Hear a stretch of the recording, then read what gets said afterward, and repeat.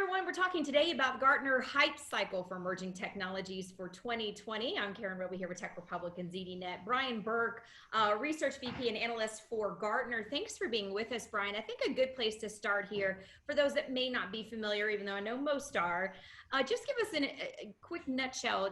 What is the Hype Cycle? What does this mean? Okay. Well, hello, Karen, and thanks for the opportunity to talk with you. First of all, the Hype Cycle is Gartner's way of looking at how mature technologies are. Hype Cycle is celebrating its 25th year anniversary this year, but Gartner produces Hype Cycles every year.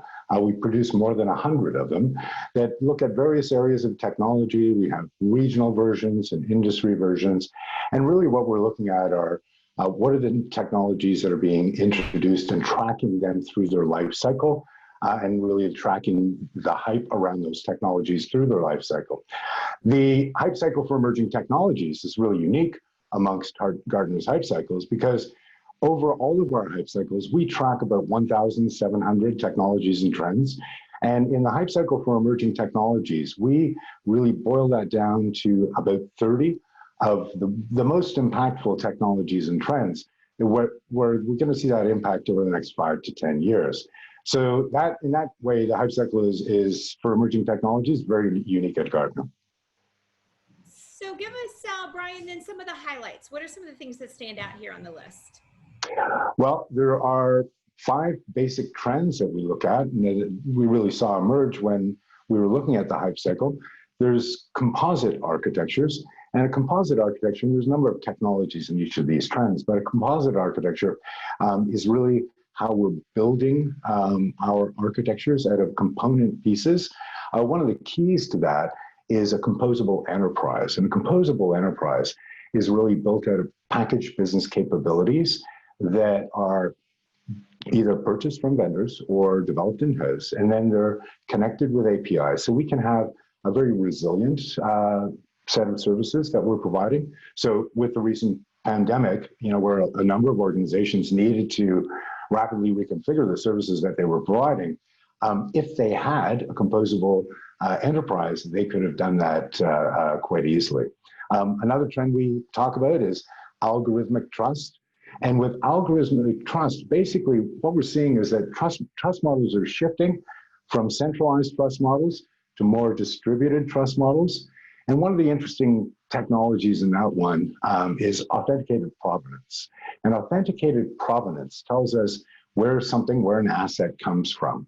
And that becomes increasingly important in the world of fake news, for example, or with counterfeits in circulation. For example, 30% of the drugs that are sold in Africa are counterfeit. So people think they're taking anti-malaria pills. They're probably taking something with no active ingredients. So knowing where that comes from becomes increasingly important. And so at the top end of the scale, building blockchain technologies to leverage its shared distributed ledger and being able to use it to determine provenance is really important.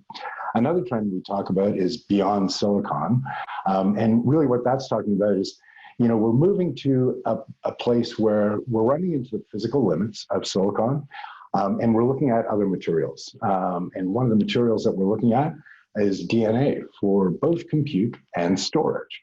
And DNA is looking at, it's made up of 4 different nucleobases.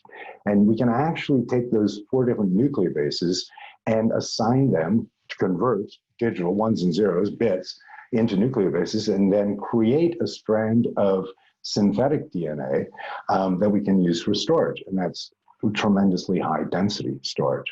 Another technology that we look at is formative AI, or broader trend. Number of technologies in formative AI, but really what we're looking at with formative AI is AI models that are changing and adapting over time. And the best of these models can generate entirely new things. And so, one of the technologies that we talk about there is generative AI. And generative AI uses things like variational autoencoders and reinforcement learning and that kind of thing to generate entirely new models of entirely different things. by searching all of the latent space in an optimized search to find, for example, a material that would have a specific set of properties, or a protein that folds in a particular way that would stop a virus from reproducing. Those are some of the interesting applications you could have there. And then finally, Digital Mate is really talking about digital representations of ourselves, or digital implementations of ourselves that can represent us in both the digital and the virtual world. And really, some of the interesting technologies we're talking about there are things like bidirectional brain-machine interfaces. So you may have seen people with a skull cap that's measuring the brain waves and using that for people who've lost an arm or something. You can use that to use your brain waves to interpret what you're thinking to move your arm, right? But now we have bidirectional brain-machine interfaces. And this is really cool because basically with that application where you're reading the brain waves to move your arm, that's a read application. You can also have a write application. So through stimulating your brain, you can do things like reduce pain, shift people's moods, help them sleep better, all kinds of interesting things, and scary at the same time. Yes, indeed. I can see that for sure, Ryan. Some, really interesting, things there that you're talking about and involved in this full report. Anything on this that kind of surprised you guys, or was this what you anticipated being a part of this? There's a couple of anomalies on this report this year.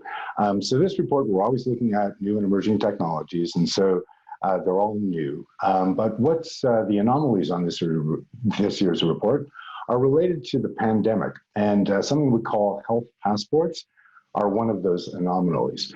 Now, what a health passport is it's actually a very simple application.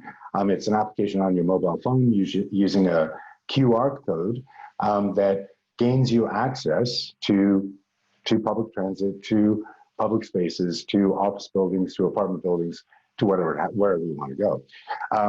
This is being used in China and India in response to the pandemic. So in most places, particularly in China, where it's a little bit ahead in terms of its rollout, many places that you want to go in a city, you're going to have to show a green QR code to enter that place. And so the interesting thing about the technology, so the technology on the back end is interesting in that it is tracking your location to assess your level of risk in that particular instance in China. And so if you go through a pandemic infection zone, your QR code will turn red because you're at a higher level of risk. And so the interesting thing about this technology, as far as it relates to the hype cycle and the anomaly about this technology, is that this technology is less than 6 months old. And it's introduced in a hype cycle with about a 20% market penetration, because when you look at the number of people in India and China that all have to use this to go anywhere, there's hundreds of millions of people that are using these technologies. Now, it hasn't come around to the West yet, but it may. It certainly may prove to be more practical than having to have a COVID test every time you want to travel or do anything. So we'll see how that evolves.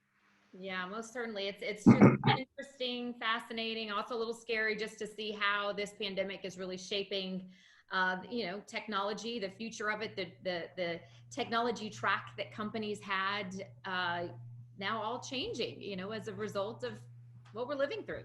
Yeah, absolutely. Absolutely. Been tremendously transformative, disruptive and transformative. And, our advice to clients is, yes, you had to deal with the initial pandemic response. Suddenly everybody's working at home. Brand new experience for a lot of companies. But really what you need to be looking for is what is going to be the new normal, and how is that going to change the business dynamic in your industry, and then position yourself to be there, as we come out into this new normal that we're going to come into.